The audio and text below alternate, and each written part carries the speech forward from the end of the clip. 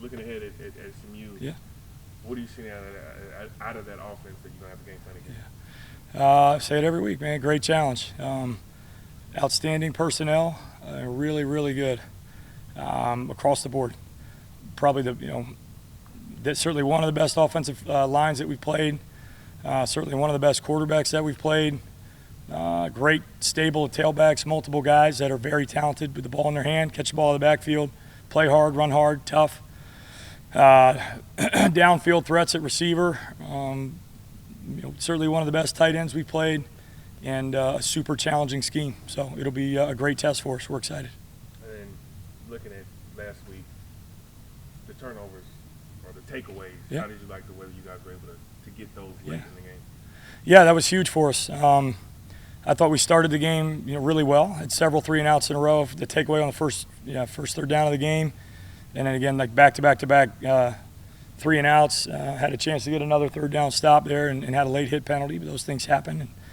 And, obviously, down the stretch, the takeaways were huge.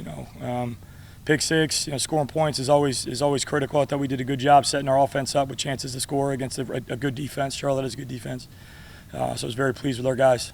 I ask you this every week probably, but how do you evaluate those things against the yardage and the scoring?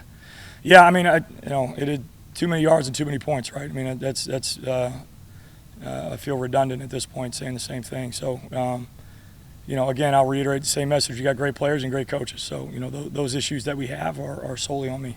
With Preston Stone, what makes him so good, and how do you prepare for him? I mean, he's an NFL quality passer with rare scramble ability and also design quarterback run ability. So he's outstanding. He's a terrific player.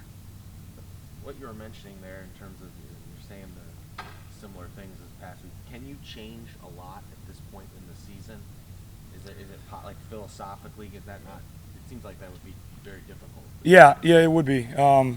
So, we, at the end of the day, you got to on offense, you got to block and catch and run, and on defense, you got to get off blocks and tackle and do all those things. So, scheme is great, but it's never what you do; it's always how you do it. And certainly, I can do a better job of putting our best players in position to make plays. Chandler and we were talking about the takeaways. Chandler and Jeffrey seem to have both had really good seasons. Yeah. Inside linebacker. How do you best take advantage of the fact that you've got two elite linebackers there? Yeah. We try to do our best to, as I said, put them in spots where they can make some plays and be successful. So we within the scheme, we try to keep our linebackers clean. Sometimes we pressure, just particularly on our rundown, we might pressure, and it's less about trying to get home with the blitz. Sometimes it's more about keeping a linebacker clean so he can make a play and things like that. When you're getting ready for a game like this, and obviously you take it week to week, but you don't want to make a game seem more important than what it actually is. But when you have to focus in and get these players mentally ready, how do you prepare them? Where they don't feel like it's they have to, like it's too much preparation. Yeah, I mean it's certainly a lot to get ready for. They do a great job offensively, as I mentioned. They got a ton of issue plays and things like that. But so we have great leadership and Jeff and Jalen and Simeon and those guys. So I think they're pretty level-headed about expectations and certainly excited to play. How do you clean up? Obviously, the run defense. They had that running back almost 200 yards. What are you doing to clean up the run defense this week? Yeah, again, I mean, tackling is always a huge part of it. We got to tackle better, and again, I got to give us a clean plan to go out and execute and put guys again in position to make those tackles, so that those issues again are on me. Is there any way you call a game differently when it's a game of this magnitude? You're here at the end of the year. You're playing for a conference title. Does anything change in terms of how you will call this game?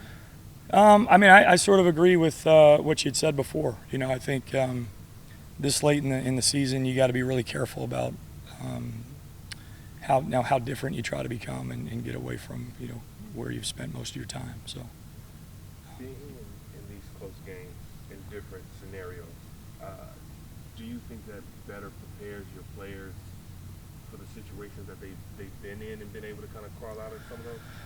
I hope so.